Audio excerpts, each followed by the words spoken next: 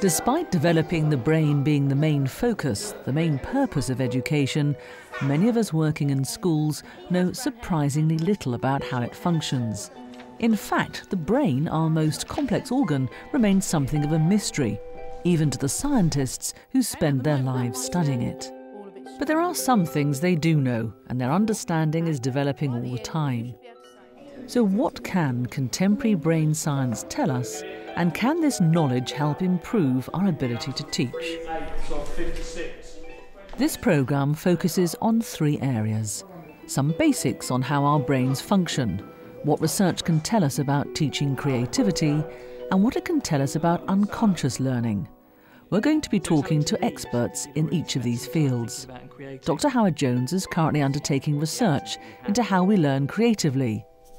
Dr. Harry Witchell demonstrates unconscious learning. And we start with renowned neurosurgeon Professor Hugh Cockham.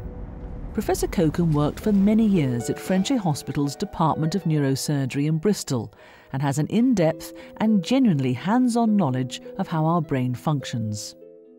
The 2 hemispheres of the brain have different functions. The left hemisphere of the brain has the functions of speech and numerical calculation, whereas the right-hand side of the brain, that has spatial awareness and pattern recognition. The frontal lobe is really the part of the brain that makes us human beings, because it carries the areas of the brain which determine human behaviour, consideration of other people, drive, motivation, and that sort of thing. Just behind is the motor association cortex, and that is the part which formulates the sort of movements you want your body to make. Behind the association motor cortex is the motor cortex itself, and this is the part of the computer which actually causes the body to move and drives the muscles.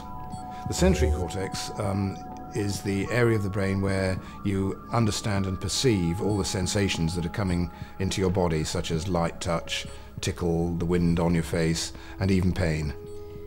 Just behind the sensory cortex is the sensory association area, where your brain analyzes the sort of sensations that your body is experiencing. Temporal lobes are to a great extent involved in memory, but there are small parts of the temporal lobe which are also involved in the perception of sound and understanding hearing. And right at the back of the brain is the fascinating area, the visual area and the visual association area. And scientists have now discovered that this is like a big plasma TV screen which basically sees the world as a screen does, and various parts of it will understand the signals that are coming in.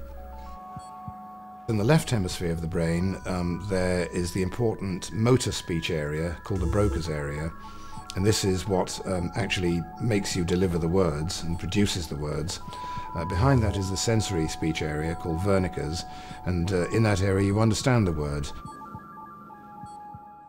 So we know that different areas of the brain have different functions, but does this mean that they work independently or together?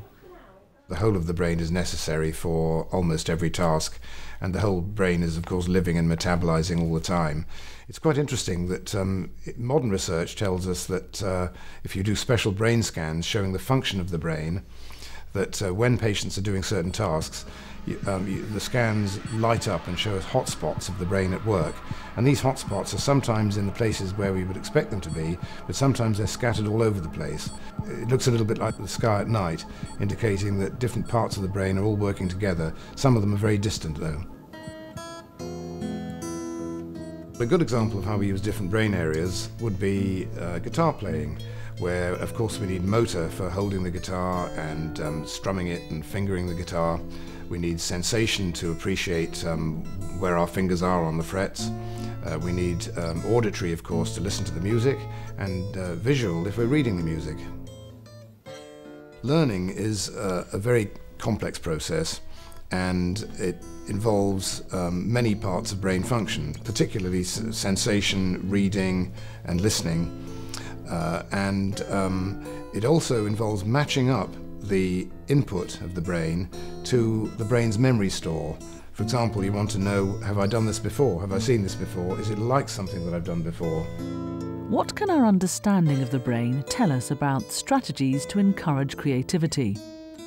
To find out more about the link between brain function and teaching creativity, Dr. Howard Jones devised an experiment combining a type of brain scanning called functional magnetic resonance imaging, or fMRI, with a well-known strategy for encouraging creativity.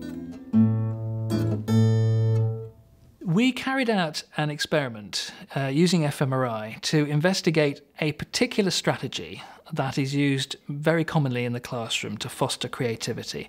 That strategy is to ask students to incorporate in whatever they're producing, poem, play, piece of art, stimuli that are essentially unrelated to each other. These things could be just randomly chosen, but whatever, they're not actually related to each other. They may not be related to the task in hand at all. Now, by doing that, we find that the outcomes tend to be increased in their creativity. More creativity is observed. Dr. Howard Jones, himself an ex-teacher and teacher trainer, is a leading expert in the creativity field. In his brain imaging study, he found that this random stimuli strategy led to some quite specific increases in brain activity. And it was in an area of the brain associated with higher level conscious control.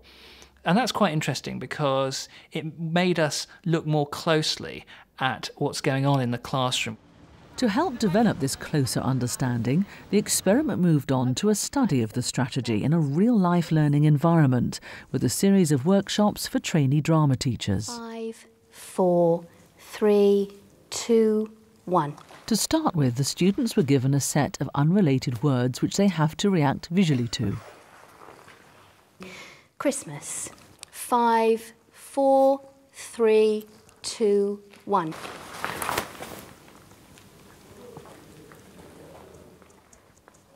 Saturday. 5, 4, 3, 2, 1. Turn back round, please. After the students have done a physical representation of a number of these random words, they were given 3 minutes to create a non-verbal narrative linking the unrelated postures together. Yeah, it's like almost like, you know, when you give your kid medicine and when you're younger and you've got medicine to take and it's like, I don't want to take it, and you could be trying to encourage. Yeah. Well, we could do a series by like 1, 2, 3, change, 2, 3. So it tells the story through. We could do it like that. Series of images then, yeah? Okay. We were very interested in the reflections of the students talking about the need for extra time when the randomness of the exercise was increased. And that ties in quite neatly with what we saw in the imaging, because that type of additional conscious control that's required to make use of these strategies probably does mean extra work required. I think that it made us more sensitive to the time scale, if you like, over which these strategies are orientated. And when you're planning to use an exercise where you're deliberately incorporating some element of randomness or chance, you need to think quite carefully about how you plan that. Because if you're increasing the amount of randomness, you're increasing the amount of work that the students are having to do. And that means you need time to actually produce a quality outcome out of it.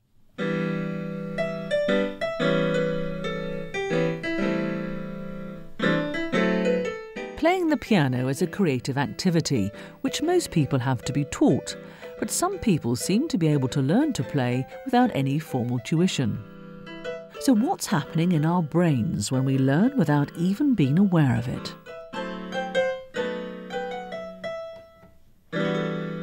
Unconscious learning is the process of learning, but without being necessarily able to describe what it is that you've learned. Dr. Harry Witchell is a senior research fellow in physiology at the University of Bristol. He's particularly interested in using neuroscience, especially physiology and anatomy, to learn more about unconscious behaviour. The experiment that we're about to work on concerns being able to measure the unconscious learning that's taking place in response to a series of stimuli which are either good or bad.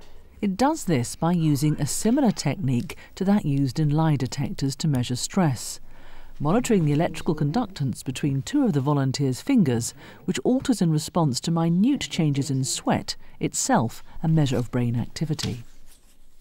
We're going to be playing a little game, okay? In it, your goal is to win as much money as possible. You can select a card from the top of any deck you like. For every card you choose, I will pay you some money. But on some cards, you will have to pay me some money, okay? You will find out how much you win or lose as we go along. It is impossible for you to work out when you will win or lose money. Some decks are worse than others, but no matter how much you find yourself losing, you can still win if you stay away from the worst decks, okay? You don't know when the game will end. Just keep playing until I tell you to stop. Do begin. So card 1 is C, and I will give you 50. Win 100. And I will give you 100. Card 63, D, win 50.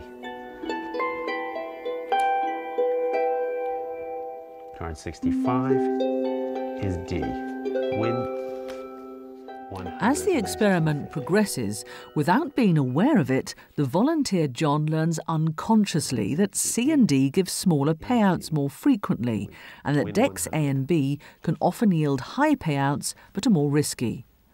When he decides to take a risk and go for deck B, he becomes anxious just at the thought of it, and this stress is registered on the computer.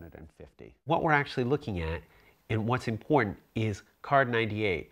Now, John has a very strong response because card 98 is a punishment card. It's losing 1,250. But what's interesting is his anticipatory response. So even before he actually chooses the card, we already see here that there's some kind of worry right there. And he's actually already just anticipating turning over this deck, which he had actually abandoned for some time. This response is what you might call a somatic marker. That is, from the body, there is something that you can feel, or you can actually detect physiologically as well, in terms of he's learned an association that this deck is bad. What this shows is that we learn at an unconscious level just associating good and bad with the stimuli around us. And this unconscious learning can actually precede our conscious learning, or our ability to describe what it is that's going on and what is good and what is bad. If you like, it shows that we have hunches, that that's our natural way of learning about things, and that this can occur very early in the process. It doesn't require that a person or even a student be able to describe what it is that they've learned. They will know it at some level.